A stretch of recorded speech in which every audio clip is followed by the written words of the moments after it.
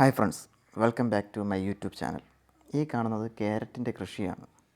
അപ്പം ഞാനിങ്ങനെ ബൊട്ടാണിക്കൽ ഗാർഡനിലോട്ട് പോകുന്ന വഴിയിൽ കണ്ടൊരു കാഴ്ചയാണ്. അപ്പോൾ അത് നിങ്ങൾക്കും കൂടെ കാണിച്ചു തരാമെന്ന് പറഞ്ഞ് നിൽക്കുകയാണ്. ഞാൻ ഒരു ഹൈറ്റിലാണ് നിൽക്കുന്നത്. അപ്പോൾ അവിടെ നിന്ന് നമ്മൾ പടി ഇറങ്ങി താഴെ പോകണം. അപ്പം അങ്ങനെ അവിടെ നിന്ന് നോക്കിയപ്പോൾ കുറച്ച് പാടത്ത് ക്യാരറ്റ് നട്ടിരിക്കുന്നു, ബാക്കി സ്ഥലത്ത് സെറ്റ് ചെയ്തിട്ടിരിക്കുന്നു. ഇവിടെ നിന്നാണ് വെള്ളം അവരെടുക്കുന്നത്. വലിയൊരു കുളം പോലെയാണ്. ഫോണുപോലും താഴെ പോയാൽ കിട്ടത്തുമില്ല. അങ്ങനെ അതിമനോഹരമായിട്ട് കിടക്കുകയാണ് കേട്ടോ. ഇങ്ങനെ തട്ടായിട്ട് അവർ സെറ്റ് ചെയ്തിട്ടിരിക്കുകയാണ് അവിടെ. ഈ കാണുന്നത് തേയിലത്തോട്ടമാണ്. നമ്മൾ ഇവിടെ നിന്നുകൊണ്ട് ഇതൊക്കെ കാണുമ്പോൾ ഉണ്ടല്ലോ, നമ്മുടെ മനസ്സിന് വല്ലാത്തൊരു കുളിർമയാണ്. കാരണം ഈ സ്ഥലത്തിൻ്റെ ഒരു പ്രത്യേകത തന്നെ ഇതൊക്കെയല്ലേ. അപ്പം നമ്മളിതൊക്കെ എൻജോയ് ചെയ്യുക. ഈ പാടത്തിൻ്റെ അങ്ങേ അറ്റത്തായിട്ട് ചെറിയ കുറച്ച് വീടുകളുണ്ട്. അതെല്ലാം ഈ പാടത്ത് ജോലി ചെയ്യുന്നവരുടെ വീടാണ്.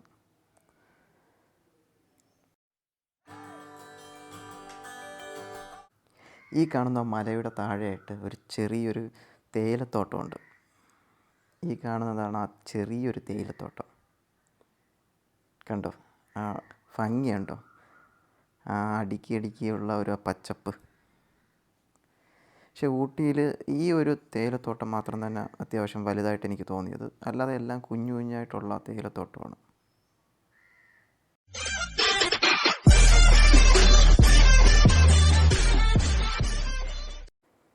ഞങ്ങളിപ്പം പോകുന്നത് ബൊട്ടാണിക്കൽ ഗാർഡനിലോട്ടാണ്. അപ്പോൾ അവിടുത്തെ ടിക്കറ്റ് ചാർജ് വരുന്നത് ഒരാൾക്ക് 50 രൂപയാണ്. പിന്നെ ഇവിടുത്തെ ടൈമിംഗ് വരുന്നത് രാവിലെ 7 മണി തൊട്ട് വൈകിട്ട് 6:30 വരെയാണ്. പിന്നെ ഊട്ടിയുടെ പ്രത്യേകത എന്തെന്ന് വെച്ചാൽ, ഈ ബാക്കിയുള്ള ടൂറിസ്റ്റ് സ്പോട്ട് പോലെ നമുക്ക് നൈറ്റ് ഇറങ്ങി നടക്കാനുള്ള സ്ഥലങ്ങളോ അങ്ങനെ കാണേണ്ട കാഴ്ചകളോ അങ്ങനെ ഒന്നും ഇവിടെ ഇല്ല. കാരണം ഏകദേശം ഒരു 8 മണിയൊക്കെ ആകുമ്പോൾ തന്നെ ഏകദേശം കടകളും എല്ലാം അടയ്ക്കും. ഒരു 7 മണിയോടുകൂടി ഈ ടൂറിസ്റ്റ് സ്പോട്ടൊക്കെ ഏകദേശം 6:30-7 മണിയോടുകൂടി എല്ലാം അടയ്ക്കും. പിന്നെ അങ്ങോട്ടൊന്നും ഒരു പ്രവേശനമില്ല ആർക്കും. അപ്പോൾ നമ്മൾ മാക്സിമം പോവേണ്ടതെന്ന് വെച്ചാൽ എല്ലാം പ്ലാൻ ചെയ്തിട്ട് പോകണം. അല്ലാതെ നമ്മൾ അവിടെ പോയിട്ട് ഇന്ന സ്ഥലത്ത് പോവാമെന്ന് പറഞ്ഞ് നമ്മൾ ഓരോ സ്ഥലത്ത് പോയിട്ട് പ്ലാൻ ചെയ്യാൻ നിന്നാൽ നടക്കത്തില്ല.